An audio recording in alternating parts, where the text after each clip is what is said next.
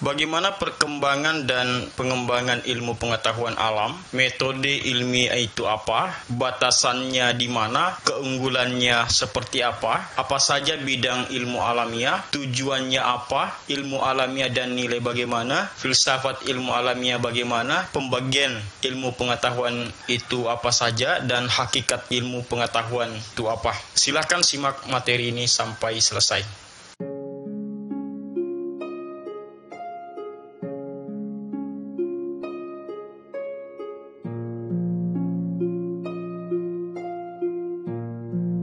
Bismillahirrahmanirrahim. Assalamualaikum warahmatullahi wabarakatuh. Pemirsa dan adik-adik mahasiswa yang budiman, pada kesempatan ini atau pada sesi ini kita akan mendiskusikan tentang perkembangan dan pengembangan ilmu pengetahuan alam. Mempelajari tentang ilmu pengetahuan alam pada dasarnya akan mengantarkan pada sebuah pemahaman tentang fenomena alam yang mana dalam keseharian dapat diamati dan ditemukan bukti empiris tentang fenomena itu. Berbicara tentang perkembangan ilmu atau pengembangan ilmu atau pengetahuan alam, ilmu pengetahuan alam tidak bisa dilepaskan pada sejarah yang panjang tentang cara berpikir manusia. Salah satu yang menjadi bagian penting dalam perkembangan atau bagaimana ilmu pengetahuan alam mengalami pengembangan adalah metode ilmiah. Dan metode ilmiah itu sendiri merupakan bagian yang terkait dengan rasio dan pengalaman. Pada dasarnya, manusia memperoleh sebuah pengetahuan yang benar didasarkan pada rasio dan pengalaman. Rasio itu kemudian yang berkembang menjadi faham rasionalitas, dan pengalaman berkembang menjadi faham empirisme. Sesuatu yang rasional dapat diklaim sebagai kebenaran ilmiah. Begitupun pengalaman atau sebuah klaim yang didasarkan pada pengalaman maka dapat dikatakan sebagai kebenaran ilmiah. Sehingga dengan itulah kemudian dalam sebuah aktivitas ilmiah itu selalu didasarkan pada rasio dan pengalaman. Sehingga kebenaran ilmiah merupakan kebenaran yang dihasilkan dari prosedur ilmiah atau kebenaran ilmiah. Atau kebenaran ilmiah tidak bertentangan dengan rasio dan pengalaman.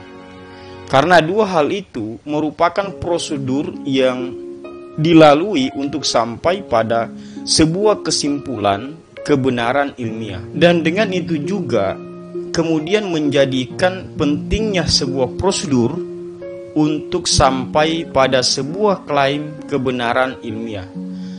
Artinya bahwa untuk mendapatkan sebuah pengetahuan ilmiah haruslah melalui tahapan dan prosedur yang tersusun rapi, dan itu harus dilalui. Bahkan prosedur terkadang menjadi bagian yang sangat penting, sangat menentukan untuk menghasilkan pengetahuan yang ilmiah. Dalam sebuah aktivitas ilmiah, prosedur merupakan aspek yang sangat penting.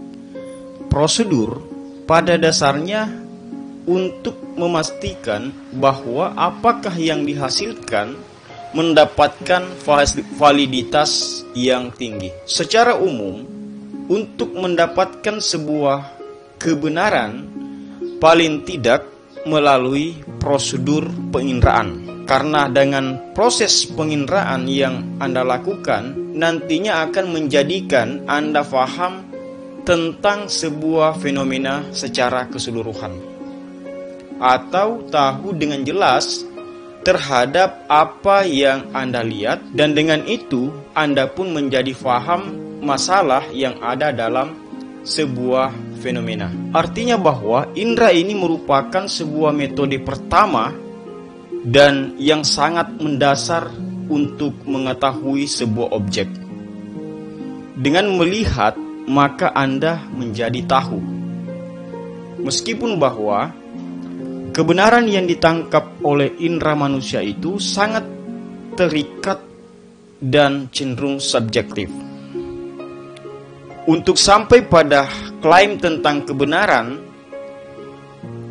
haruslah dapat dijangkau oleh indera yang dimiliki oleh manusia, dilihat dan diamati secara langsung atau diamati dengan menggunakan alat bantu untuk memperkuat klaim atas hasil penelitian yang dilakukan. Dalam perkembangan ilmu pengetahuan saat ini telah banyak dihadirkan teknologi yang membantu kebenaran yang tadinya ditangkap oleh indera manusia. Jadi intinya bahwa pengetahuan yang diperoleh melalui penginderaan itu merupakan pengetahuan ilmiah, karena sesuatu yang tidak bisa ditangkap oleh indera itu tidak ilmiah dan itu bukan sains, karena tidak melalui prosedur ilmiah dalam mendapatkan pengetahuan. Jadi batasan untuk bisa dikatakan ilmiah itu adalah melalui prosedur ilmiah, termasuk proses penginderaan. Proses penginderaan yang telah Anda lakukan itu nantinya akan memberikan Anda pengetahuan tentang objek yang Anda tangkap. Itu merupakan tahapan penting untuk sampai pada pengetahuan ilmiah, termasuk juga kebenaran ilmiah. Karena proses penginderaan itu nantinya menjadikan Anda mengetahui objek dengan jelas. Proses penginderaan itu kemudian melahirkan sebuah pertanyaan-pertanyaan atau banyak pertanyaan-pertanyaan terhadap objek yang Anda indera, termasuk menemukan informasi berupa masalah hingga Anda melakukan perumusan masalah untuk melanjutkan proses ilmiah. Proses selanjutnya yang saya maksudkan di sini adalah sebuah proses yang berusaha untuk menjawab atau menjelaskan semua pertanyaan yang hadir saat penginderaan dilakukan. Dan proses itu kemudian mengundang Anda untuk memikirkan semua pertanyaan-pertanyaan yang ada. Karena penginderaan tidak cukup untuk memberikan jawaban. Dan disitulah melibatkan kemampuan Anda dalam berpikir atau memikirkan semua informasi yang diterima oleh indera. Mungkin saja dalam proses penginderaan yang Anda lakukan melahirkan sebuah kesimpulan atau jawaban yang sederhana untuk menjelaskan informasi yang Anda terima. Namun, peluang kesimpulan yang Anda lahirkan itu masih ada kemungkinan kesalahan atau tidak benar. Sehingga jawaban atau jawaban itu pada dasarnya masih berupa hipotesis saja. Dan untuk sampai pada sebuah kesimpulan yang valid, Anda kemudian mengumpulkan banyak data dan informasi yang diperlukan dan mendukung, termasuk melakukan eksperimen. Melalui proses eksperimen itu, nantinya akan melahirkan sebuah informasi dan data berupa bukti atas anggapan-anggapan atau jawaban yang bersifat sementara atau hipotesis. Hingga hasil uji itulah yang kemudian melahirkan jawaban yang benar dan ilmiah. Bukti yang terpercaya dan valid yang Anda hasilkan dari proses uji coba itu kemudian menjadi bahan baku dalam menyusun sebuah teori. Tersimpulkan bahwa pengetahuan yang diperoleh yang tidak melalui prosedur itu, maka itu bukanlah pengetahuan ilmiah, sekaligus bukanlah sebuah kebenaran ilmiah. Hal itu dikarenakan sebuah kebenaran ilmiah haruslah melalui sebuah proses dan prosedur. Intinya bahwa kebenaran ilmiah selalu ditentukan pada prosedur yang dilalui, termasuk juga sangat ditentukan dari data yang tersedia.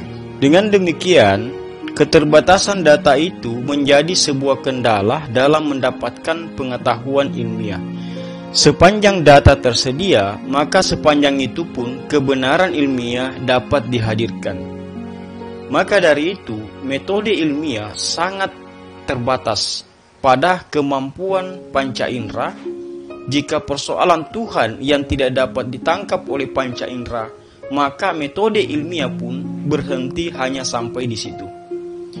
Sehingga kebenaran ilmiah tentang Tuhan pun tidak bisa dihadirkan.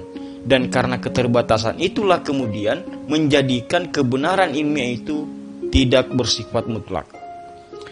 Artinya bahwa tetap ada peluang mengalami perubahan seiring dengan adanya data yang mendukung atau yang menolak kebenaran itu, kebenaran ilmiah tersebut.